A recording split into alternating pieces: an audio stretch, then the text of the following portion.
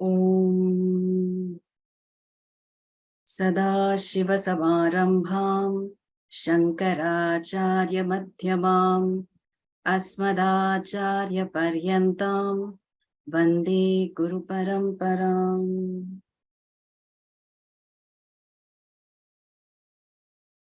The title of my topic is Jiva equal to Ishvara, or is Jiva a part of Ishvara? The Brahmasutras, written by Bhagavan Vedavyasa, consists of 555 sutras that are spread across 4 chapters. The second chapter, called Avirodha Adhyaya, deals with non-contradiction. So it examines different possible objections to the vision of Advaita Vedanta and addresses all of them such that there is no vagueness, no doubt, no error, in Pujya Swamini's words.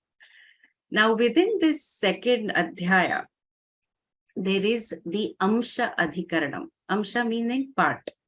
It has 10 sutras from 2.3 to 0.43 to 5.3, which address this question. Is Jiva a part of Ishvara or not? And it's related to the sutras that Vedavyasa wrote. And of course, Shankara commented on it. So one of 2.3.43 Sutra, Vedavyasa. So he writes, Amshaha nana vyapadeshat anyatha chapi dashakita vaditvam adhiyata eke, which really means that jivas are parts, amsha, of Ishvara. Why? Because they are different. Also because some read that they have an identity with fishermen, slaves, gamblers, and others. So Shankara responds to this. And the way we proceed is it's a dialogue. So the Purva Pakshi, who is the opposing view, presents his case, and then, of course, Shankara answers. So the Purva Pakshi is a strong contender, and he says, you know, the Jiva individual does karma. He receives karma phala from Ishvara. That makes Ishvara the giver of karma phala data. So my doubt is, if we as Jivas are so dependent on Ishvara, then it is like the relationship of a master and a servant? Or is it like between fire and its sparks? So Shankara replies, saying that yes, Jiva is an amsha, it is a part, just like the spark is a part of fire. Yatha Agni Vispulingaha, Mundaka Upanishad. The individual Jiva is a part only apparently. Why? Because Brahman does not have any parts. Niravyaya. So then, why can't Ishvara, being partless, be identical with the Jiva? So Vedantin says that's not possible, because I will tell you where the differences are. So within the Upanishads only, there are so many differences. So for example, in Chandogya, Saha Anveshtavyaha Sa Vijiknyasitavyaha. He is to be searched for because he is to be known. So the one who is seeking and the one and the vision, they seem to be different. Then, etameva viditva munir bhavati. Knowing it alone, one becomes a muni, a sage. So the Purva Pakshi thinks now Vedantin is on his side. He's like, exactly, you know, this is what I was saying. There is a difference. You know, we must reconcile with the fact that we are servants and God is the master. You pray to Bhagwan, you have bhakti, you're not going to feel lonely. So then Vedanta replies, in a certain section of the Atharva Veda, there is a sukta which says, Brahmadasha, Brahmadasa, Brahmaiva, Evam Kitavaha. So Brahman are servants, Brahman are Kaivartaha, the fishermen, and Brahman is gamblers also.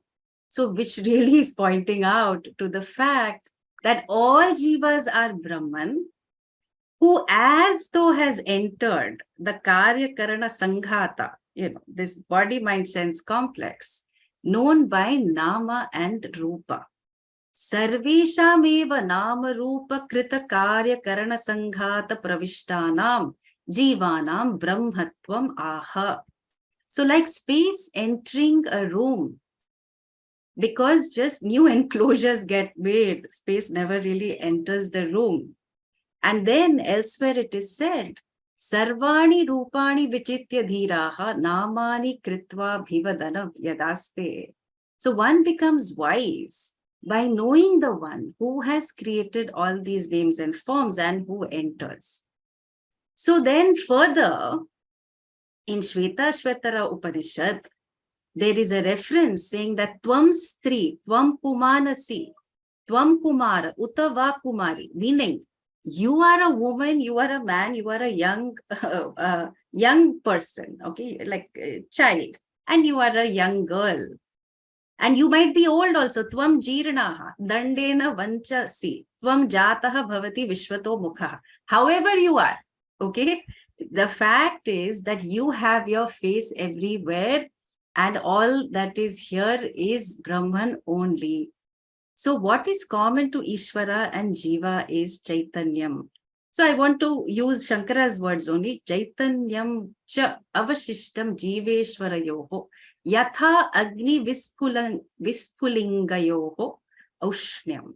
So just as heat is to a fire and spark, similarly consciousness Chaitanyam is common to both Ishvara and Jiva.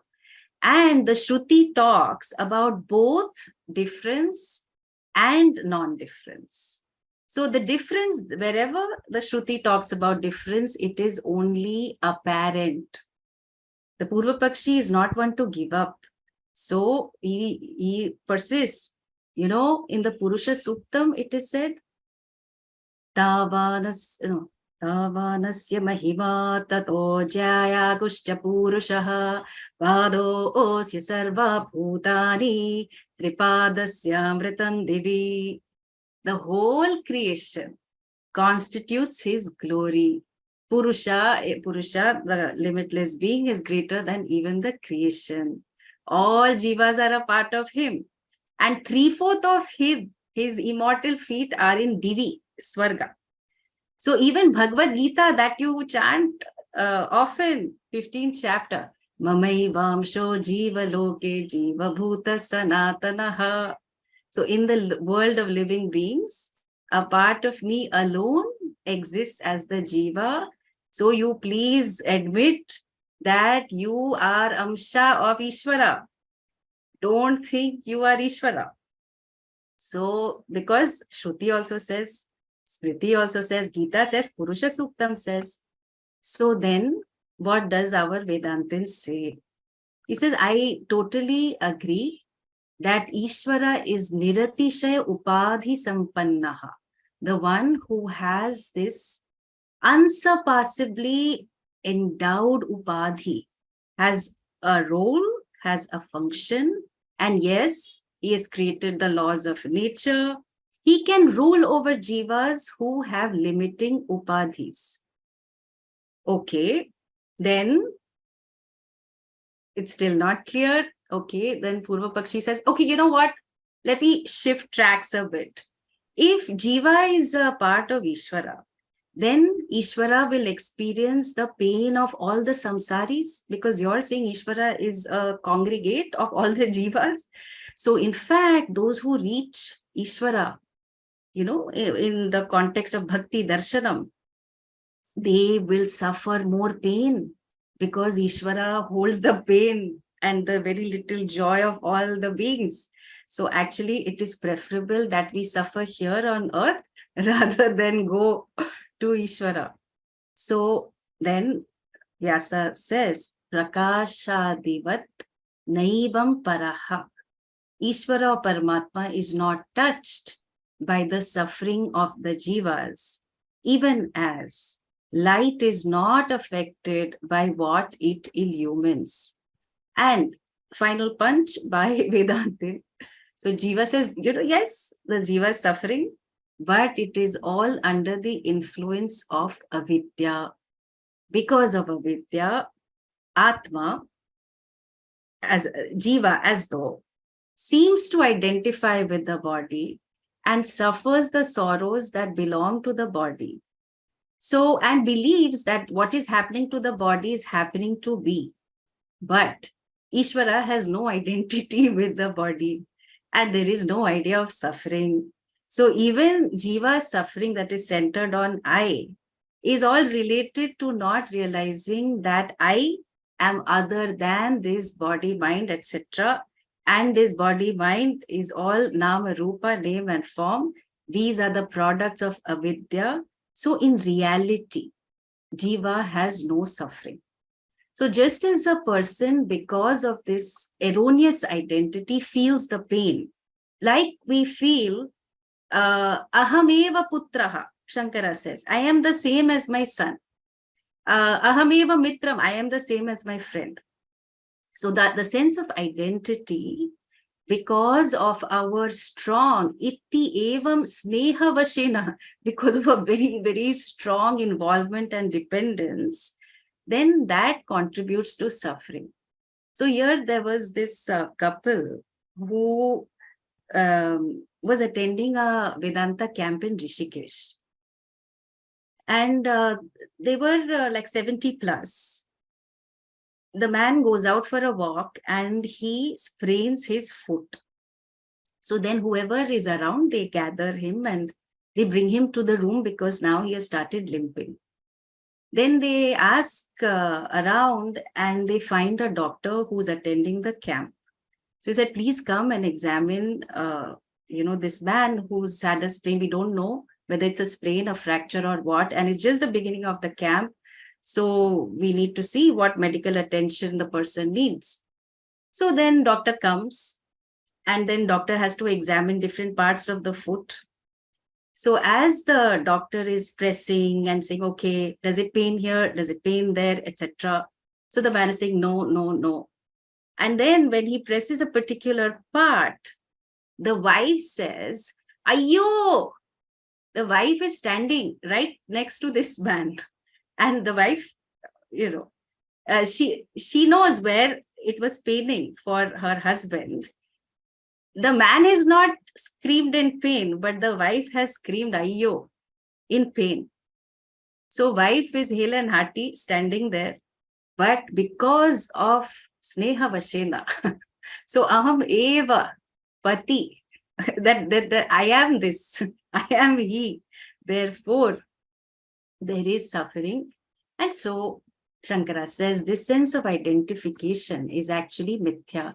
It is also very similar to when a group of people, having children and friends, we sit together and suddenly you hear the news that X's friend is dead. Who experiences sorrow? Only the friend. Only the friend experiences sorrow because that person is related and because that person has a strong identity. If I say in recent matches, India won, so people will be thumping their chest in pride. Suppose I say Pakistan won in any some of the cricket match, then we know what happens to us. Okay. So Shankara drives home the point that identity is not reality. And on the other hand, if one sees that all that is here is the Atma, the Satyam of the form is never affected, but the forms itself are mithya, they are affected.